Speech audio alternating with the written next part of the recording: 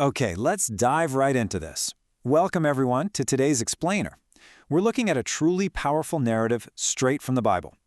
The title of today's deep dive is You Give Them Something to Eat, Surrendering Little to the God of Much. You know, so often when we look at the massive needs in our world, our immediate gut instinct is to focus on what we don't have. We look at our own empty hands and think, man, I literally have nothing of value to offer here. But the theological insights we are unpacking today, which are deeply rooted in Reformed Calvinism theology, reveal a completely different reality. We're going to see exactly what happens when we take our very limited, finite resources and place them directly into the hands of an infinite God. To outline the big picture right away, let's look at Matthew 14:16. The verse says, Jesus replied, "They do not need to go away. You give them something to eat." That single, mind-blowing instruction from Jesus to his disciples, that forms the entire central premise of what we'll be unpacking today. I mean, picture this. He is speaking to men who are staring down an impossible logistical nightmare. Literally thousands of people, miles from any town, and dinner time is fast approaching. From a purely human perspective, the situation is completely unmanageable. Yet Jesus doesn't just offer a helpful suggestion, he gives a direct command. He completely flips the script on how we are supposed to handle overwhelming needs. So let's start with Section 1, Context, from grief to need. Before we get into the nitty-gritty of that impossible math problem, we absolutely have to establish the historical context. We need to step back for a second and understand the incredible emotional weight and really the immense pressure of the situation. Because context is everything when studying the Bible, right? These were real, living historical figures experiencing profound human emotions. The events that happened right before this famous miracle set the stage for the whole shebang, and they reveal something incredible about the character of Jesus. Just before this massive gathering, Jesus receives devastating news. John the Baptist has been brutally killed. And John wasn't just a prophet, he was Jesus' relative. He was his forerunner. So in his profound human grief, Jesus withdraws to a quiet, desolate place. He's actively seeking solitude. But the crowds? They figure out where he's heading, and they follow him on foot from the towns. Imagine the scene for a moment. Jesus steps off a boat, just wanting a quiet moment to mourn in private, only to be met by a sprawling, desperate crowd of thousands. The sheer magnitude of the human demand placed upon him in a moment of deep personal sorrow is staggering. But as we see here, even in his own time of sorrow, Jesus sees people who are hurting and hungry. The text tells us he had compassion on them.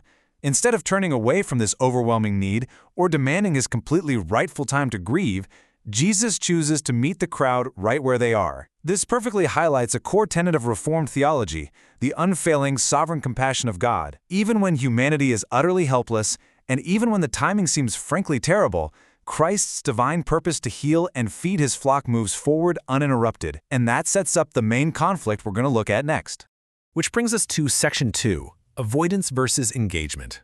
And this brilliantly illustrates the contrast between two totally competing theories of how to handle massive systemic needs. On one hand, you've got the human default, the theory of limitation.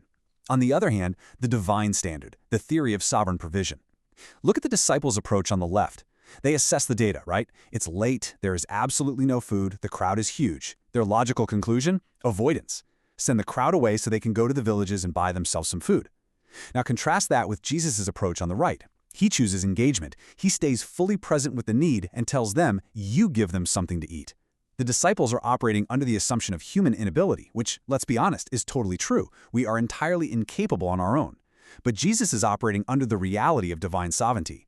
He actively invites his followers to step into a problem that is way, way too big for them, specifically so they can learn to depend entirely on his grace instead of their own resources.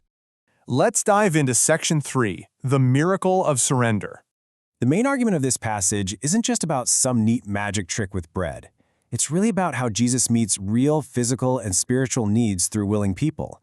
It's this beautiful picture of how God ordains the end, feeding the huge crowd, but he also ordains the means, the surrendered obedience of his followers. God doesn't actually need our help, but in his incredible grace, he chooses to use our meager offerings to accomplish his grand purposes. Let's look at the supporting evidence from the text. The disciples search this massive crowd and bring back the ultimate symbol of inadequacy, 5 loaves and 2 fish. I mean, it is laughably small. Think about the implications of this data, especially for college students today. If you're a college student watching this, you might look at your life, your looming tuition debt, a crazy stressful exam schedule, anxieties about the future, or just the massive social needs on your campus, and feel like literally all you have is 5 loaves and 2 fish. Your resources, your energy, and your time just feel radically insufficient to meet the demands placed upon you. Well, the disciples felt exactly the same way.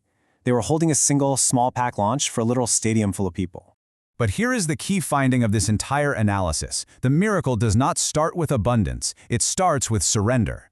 Jesus is not limited by what you lack. He takes that meager offering, he looks up to heaven, he gives thanks, and he breaks the loaves. He multiplies it. Notice that Jesus doesn't magically make a massive feast appear out of thin air, though obviously he certainly could have. Instead, he takes the surrendered limitation of his followers and uses it as the very vessel for his overflowing grace. He's only ever asking for what you are willing to place completely into his sovereign hands. Let's move to and see how this builds in Section 4, How to Live It Out. Because theology and studying the Bible are never meant to just sit in our heads, right? They have to transform how we actually act. Based on the insights from this text, how do we practically apply this principle of surrender? How do we stop operating out of fear and avoidance and start operating out of trust in God's provision?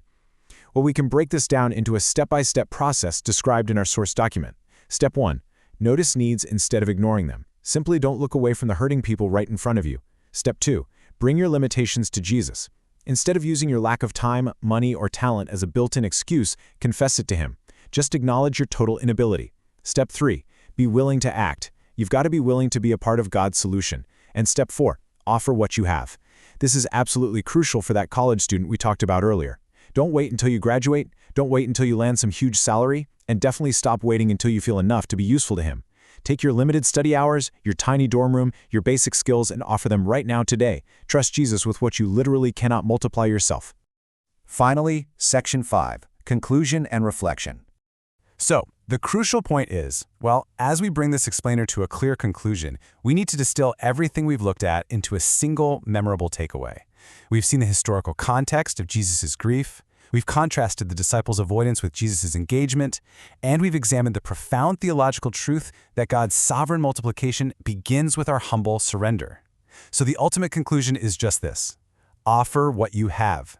You do not need to generate the miracle. You don't need to somehow manufacture the multiplication. You literally just need to be willing to place what little you possess right into His hands.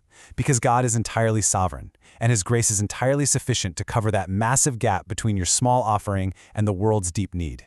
I want to leave you with these 2 questions to really reflect on today. First, what need in your life or around you have you been tempted to avoid just because it feels way too big? And second, what is one small thing you can offer to Jesus right now and trust Him to multiply? Think deeply about that. Let's stop hiding our 5 loaves and 2 fish, surrender them to the God of much, and just watch what He does. Thank you so much for joining me today as we unpacked this incredible passage from the Bible. Keep learning, keep seeking, and I'll see you next time.